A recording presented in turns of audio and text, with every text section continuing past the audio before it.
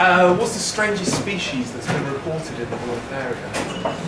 Have you had any weird and wonderful ones? Not really, no. Not anything too weird and wonderful. I had someone email me the other day about wasp spiders, which I didn't know very much about, but I gave them a Google. And amazing, like, colours, like really striking white and black. I mean, it looks like it would be a poisonous spider, but they're amazing, and they are in this area, so... Really? Yeah, all kinds of things turn up really, but so far nothing too bizarre, I wouldn't say, so... Yes. It could be those green parrots with red beaks that started off being released from the by some... Yes, the ringneck parakeets, isn't it? Yeah. I actually haven't seen any of those in Bournemouth, but I know there's a population at Studland that kind of hang out there by the beach, so yeah, people have said that they've seen them.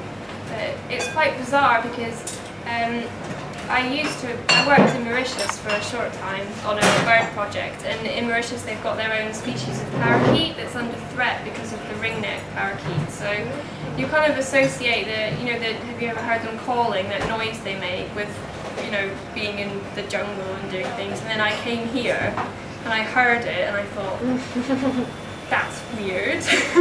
But apparently, yes, they're sort of hanging around, so yeah. Thank you. So I'm quite intrigued. Can you tell me a bit more in terms of people who've got involved and come out and things and that sort of thing? So obviously we tend to do a lot of cafe scientifics that are quite orientated around perhaps academic researchers, you've got a big research programme, but actually I think the rich history of BNSS tells us actually how many enthusiasts there are out there. I was just wondering if you could tell us a bit more about what people get out of coming and getting involved with things. What's the sort of feedback and what have you that you get? Well, I think you have to have that interest in natural history, and specifically in wanting to learn what species are. So through having that kind of background, I'm constantly trying to learn more, so going on a course or taking part in a guided walk, because you always learn something. You'll see something and someone will tell you, oh, that's or whatever, and that's how you know what it is. And I do think you need to have that desire to want to learn what you're seeing, because that's going to be what's going to carry it forward, and that you're going to want to go home when you see something at home, or when you've been on your own walk and think, oh, that's what I saw before. I do think you have to have that interest. So it's, in a way, it's, being based at BNSS is one of the most important parts of the project, because there's lots of people there that are just that way inclined. They've spent their whole lives studying as a hobby, not as a profession, studying butterflies or birds. So having those people that are willing to come out on a walk, just having them there, you're always going to learn something. So I do think you need that interest in wildlife recording and species identification. So any plans to take the project into schools? Well, originally that was part of the project plan, was particularly because the map I showed you earlier that had the green spaces, part of those green spaces were school playing fields. So all the school playing fields were surveyed in 2007 just to work out what was actually there. And in most cases it wasn't very much, but they have that information, and the idea for part of the project was to use that, go into schools and kind of put forward the idea of the project, and then get the kids to go and help survey their own playing fields and work out what's there and put it in the database. But it's just kind of evolved so many different aspects that it was decided that there just wasn't the capacity to take that part of it forward, because it was almost a project in its own, and they've only got funding to have someone 3 days a week, so it unfortunately was one of the things that had to go. But when we're looking at refunding the project, obviously coming up to the kind of second year, we would kind of look to slightly reform it and go in a different direction. So that's one idea, that it could be schools orientated, or even wildlife gardening orientated as something like that, so like an offshoot of the same theme, but I mean, both those things could potentially be quite a big project of their own, so yeah, that was the reason behind that. Yes? Just sort of to extend that further, perhaps also look at working with large companies and their corporate social responsibility. Can you say that again? Sorry. Large companies like WBS and, as you were mentioning, JP Morgan, they often have departments aimed at corporate social responsibility, Yeah. which includes sustainability and biodiversity. So they are often looking out for ways in which they can help the community. For your group to actually go and speak to them, perhaps they'll be very keen to join. Yes, definitely, and I know other organisations like the National Trust form links with corporate companies, and they offer like volunteer days, and they can go out and cut gorse and that kind of thing. So it's a good idea. It's not something that's been looked at yet, but it's definitely a channel that we could go down. And I know JP Morgan has its own green team that look at doing these and improving the site for wildlife as well. So even just having that aspect, having companies that have quite a large estate, looking at getting their employees interested in improving it for wildlife and doing surveys and things like that would ideally be part of the project. Yeah. Whilst the company that I work for, I only work for them on the weekends now, I used to actually be part of their sustainability team.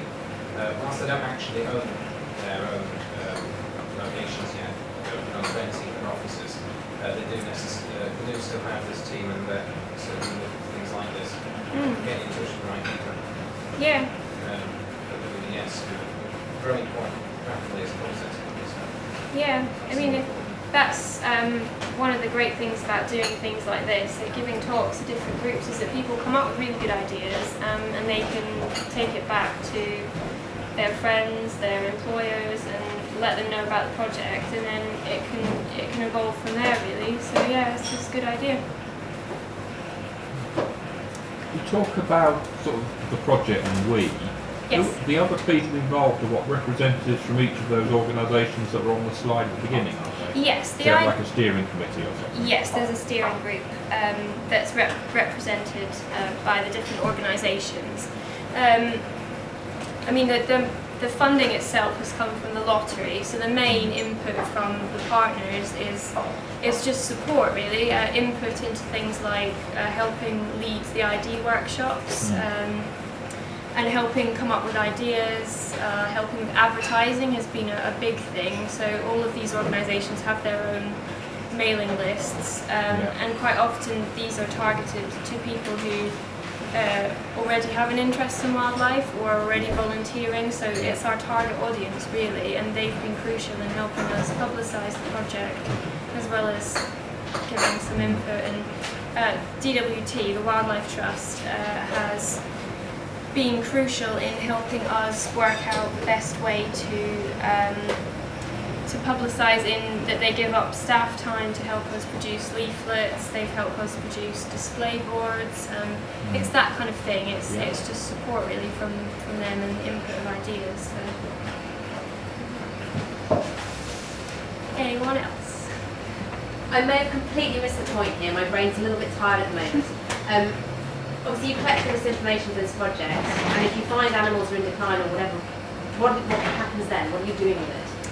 Well, there's two things that we're doing really, that in terms of declining species is the important part, but this information is useful firstly to Bournemouth Council that manages these green spaces. So the more information they have about the types of wildlife, the numbers of wildlife, it's going to be useful directly because they can change the management of the site, or they can do things slightly differently if they had a particular interest in one species or several species. But also all this information goes to the Environmental Records Centre. So they use wildlife records for all kinds of purposes, from research to giving information to planners if they're proposing to build on a site.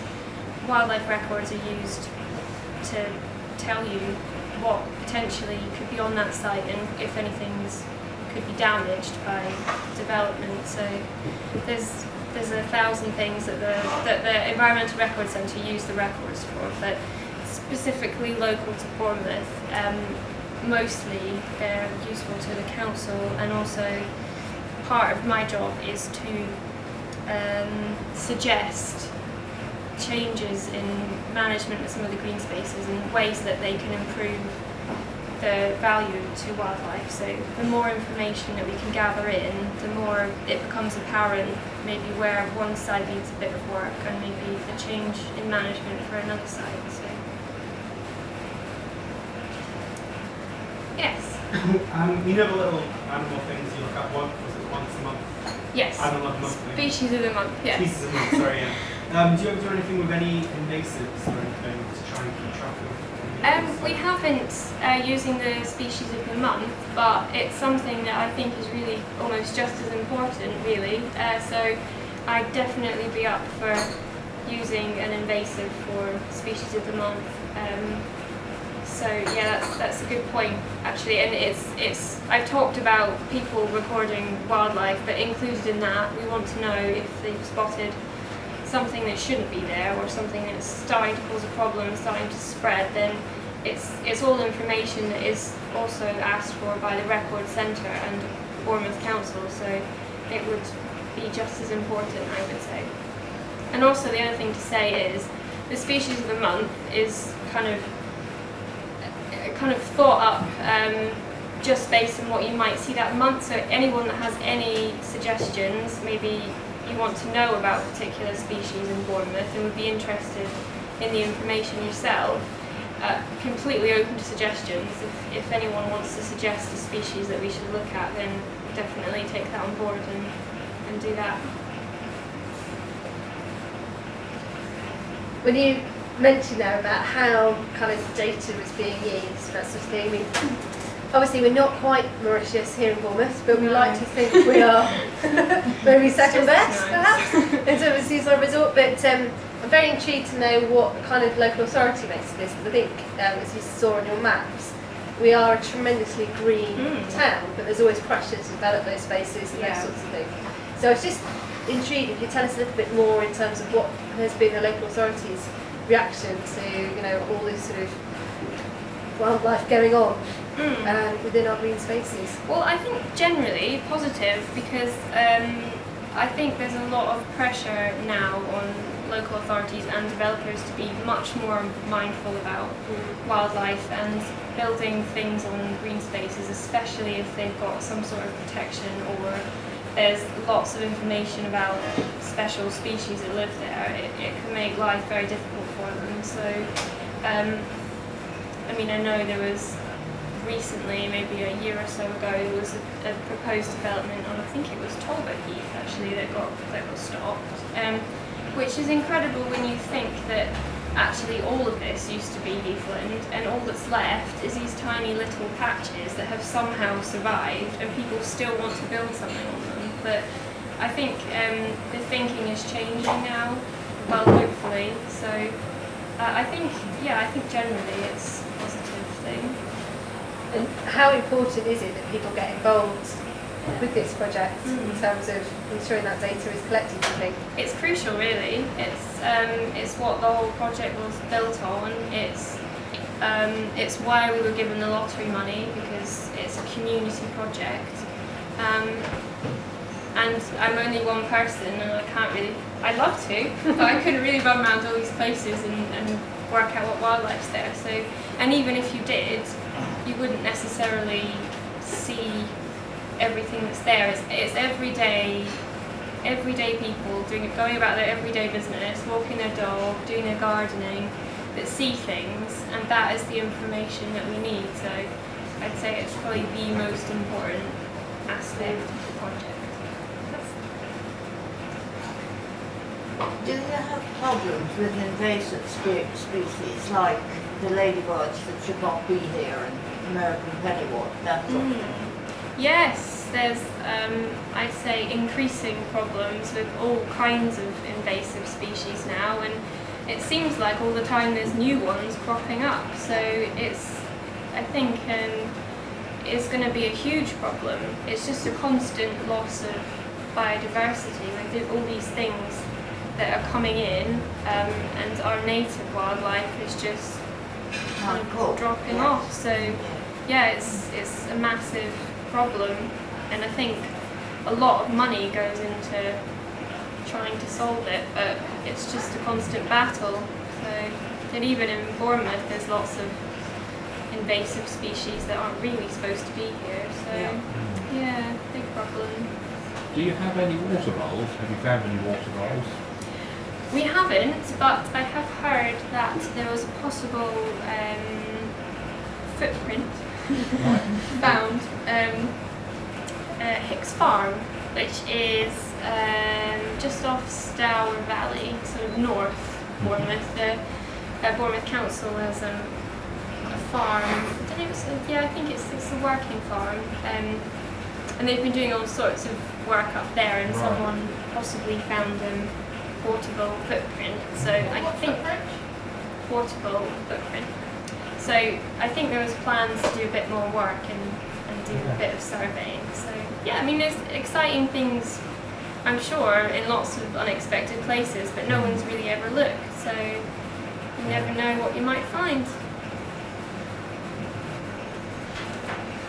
Any tips on where to get a good photo for the competition?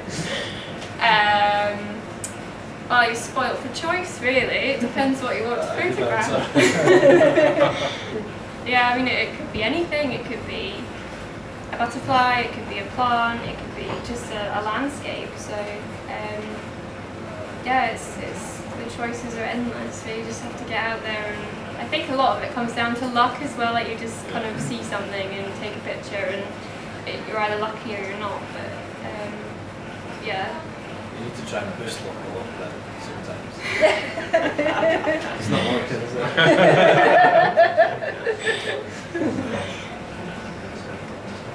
Okay, any more? Okay, well, thanks again everyone for coming along. I'm sure Heather will be delighted to take any sort of further questions and things that you have, and she's brought along some fantastic leaflets if you want to get involved. Do a quick plug for next month. You may have seen us plugging the Festival of Learning over the last little while. This is over 100 free to attend sort of public engagement activities, so events like this, but also exhibitions, interactive workshops. And as part of that festival, the next Café Scientifique is titled So You Think You Are What You Eat. It's actually from one of our professors of archaeology who'll be bringing us through from Neanderthal diet right the way through to the modern day. So do hope that you'll join us for that. And of course, as many as possible Festival of Learning events, please do tell your friends, let me know if you're in the programme. But in the meantime, I'd like to say an enormous thank you for Heather for coming along this evening and giving us such a fascinating talk. So thank you.